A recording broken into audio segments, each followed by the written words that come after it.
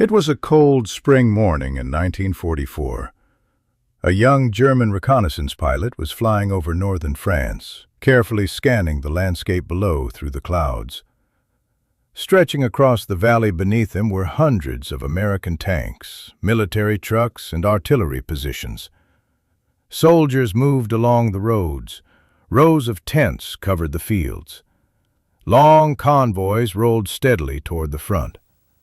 Everything pointed to one unmistakable conclusion. A massive Allied offensive was about to begin. The pilot wasted no time. He immediately radioed everything he had seen back to headquarters. Within hours, his report landed on the desks of senior German commanders. The conclusion seemed obvious. The American army was preparing for a huge attack in that sector.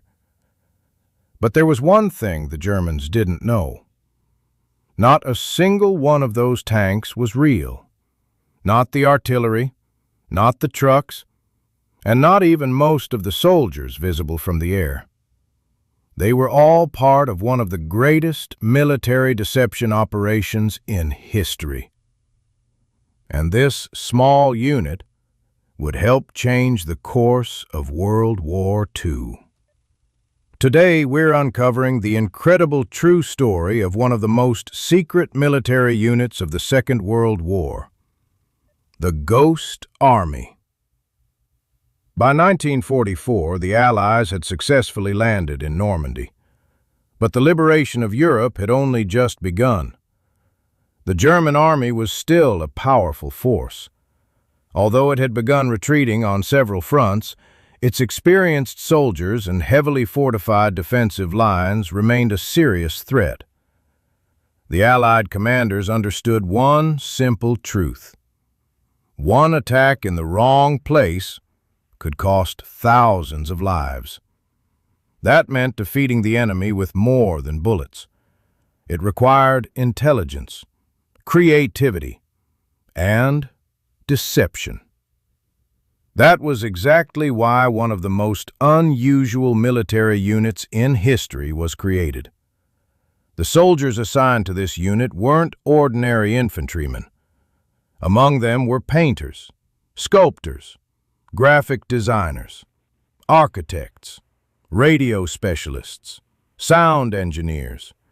Even Broadway set designers became part of this extraordinary mission.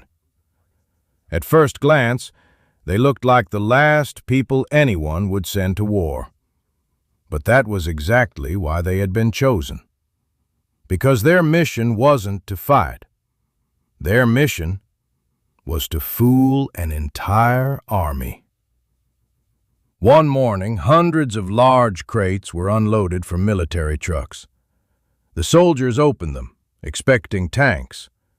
Instead, they found giant inflatable tanks made entirely of rubber.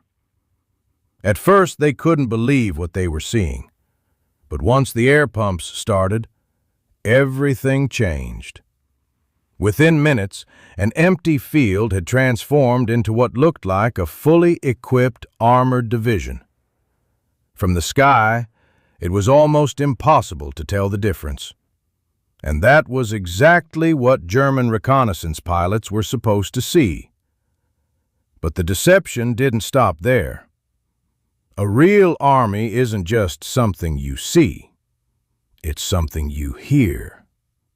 The Ghost Army's sound engineers recorded the thunder of tank engines, military truck convoys, marching soldiers, heavy vehicles crossing bridges. Then they played those recordings through massive loudspeakers powerful enough to be heard for miles. German listening posts intercepted the sounds. They became convinced that an enormous American force was gathering nearby, when in reality, only a few hundred soldiers were actually there. The Ghost Army relied on more than visual illusions and sound effects. Its radio operators played an equally important role. They spent days listening to real American military radio traffic. They carefully memorized call signs, speech patterns, communication styles, and every detail of authentic battlefield conversations. Then, they recreated those same radio transmissions from completely different locations. German intelligence was fooled. Maps were redrawn.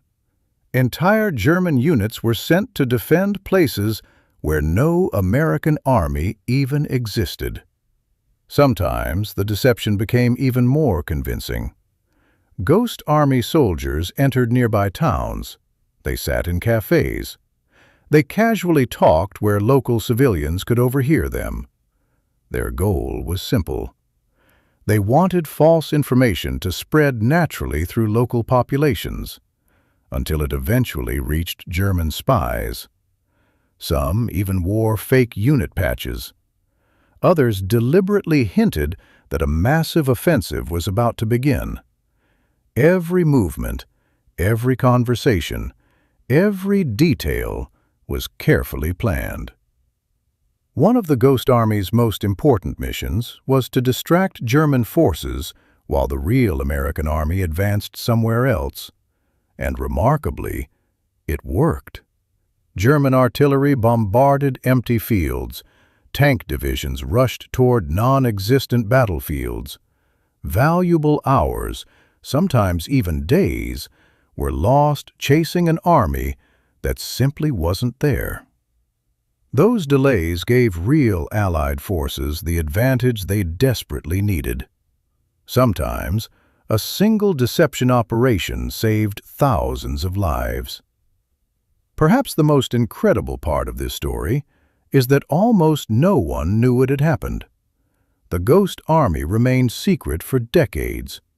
Even after the war ended, many of its soldiers were forbidden from talking about what they had done. Official documents remained classified. Most of the world had no idea such a unit had ever existed.